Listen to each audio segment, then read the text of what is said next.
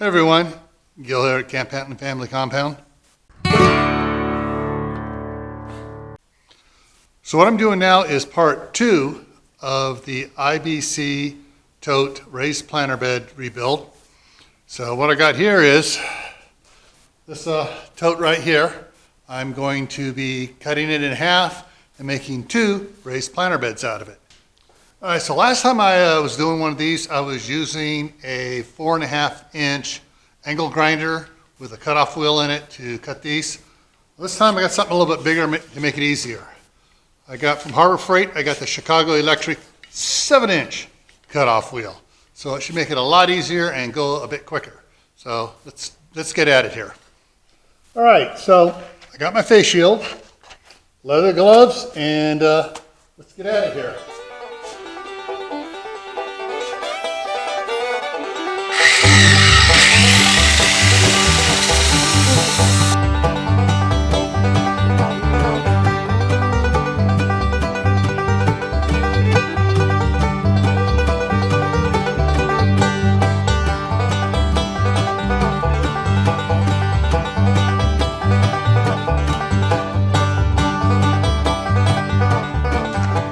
Okay, so I've got half of it cut.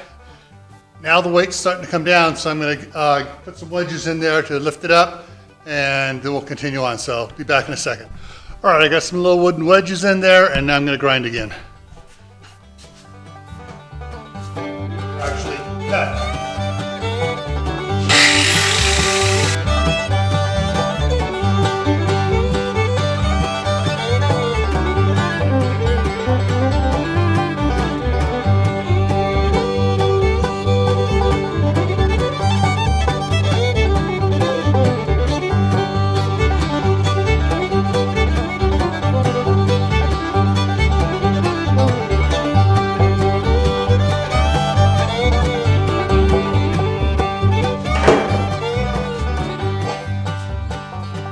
All right, so I got the metal all cut. Now I gotta go get my Sawzall and cut the plastic. Now, that last little cut there, I felt it starting to bind up, so I stopped, moved the wedge over closer, put pressure to lift it up, and finish cutting it. I didn't want it to bind up and jerk the angle grinder out of my hand, so. All right, let me go get the Sawzall. All right, so I got my Sawzall. It has the limbing blade in it right now, which should actually work better than the blade I was using on it last time I was doing these. So this should work a little bit better. Let me get a little bit better angle here for you. And let's get cutting away at it here. Actually, let me move that back a little bit better. There we go. Should have had a better view before. All right, let's go.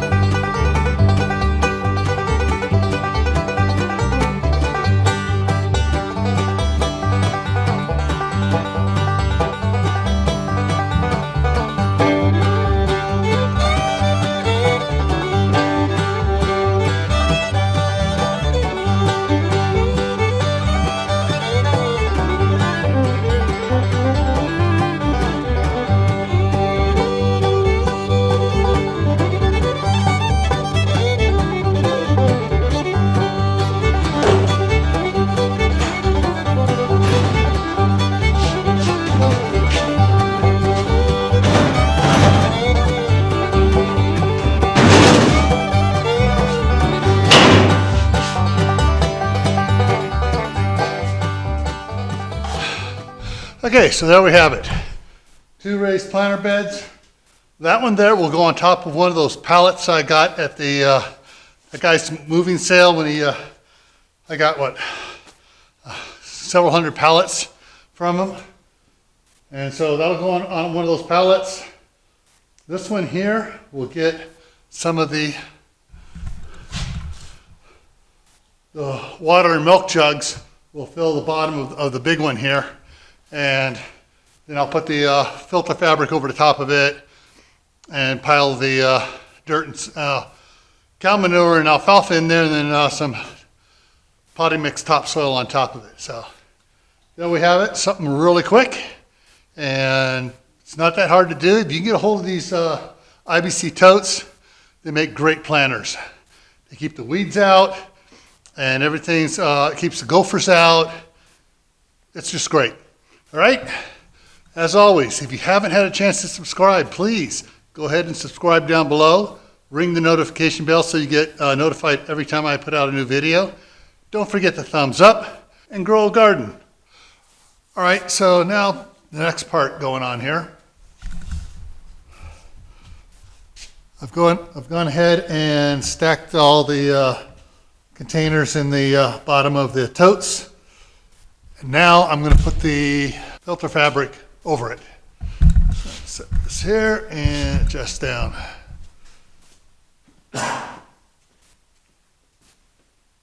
So I start out with a little bit on the back side here.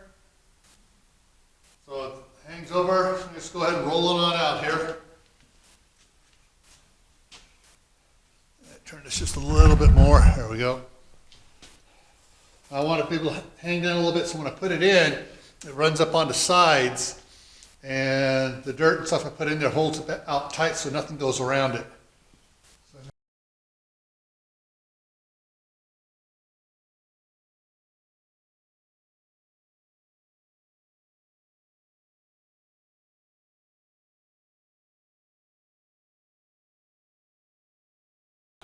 Better shot from the side here.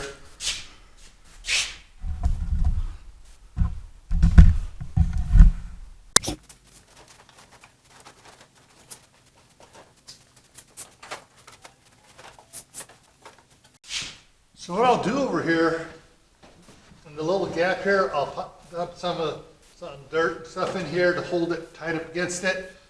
And then I'm going to be putting some biomass in here.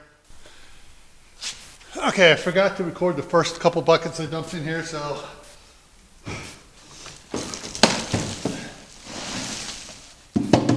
what this stuff is the where the wood pile is on the other side of the shop here. This is all the broken off pieces and stuff that was, over there from splitting the firewood and all the dirt that was on it. So, and bark. So I'm gonna lay a bunch of this stuff out and then put the lighter stuff over it.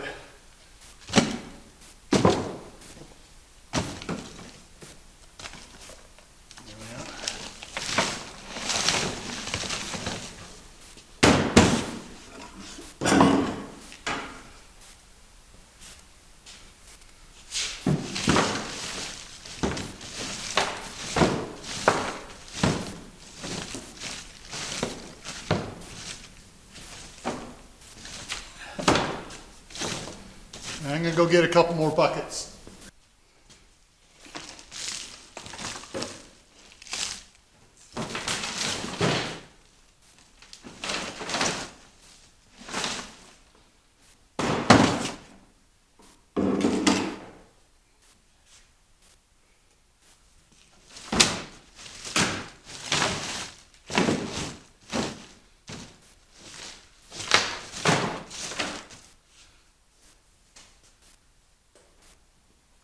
All right, so I got a nice layer of bark, wood chips, broken pieces from splitting the wood, sawdust, dirt, all the stuff from over there.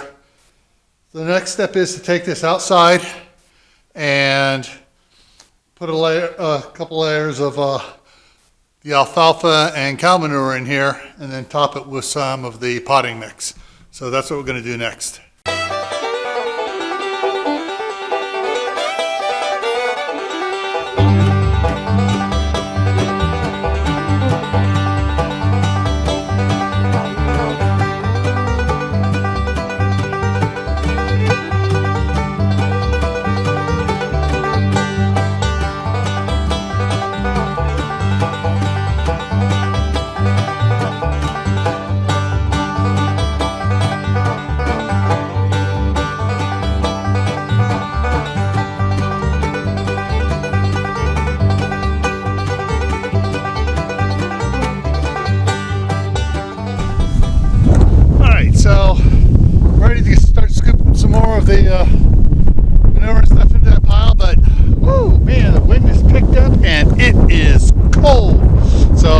Gonna take a break and we'll come back later and get on it.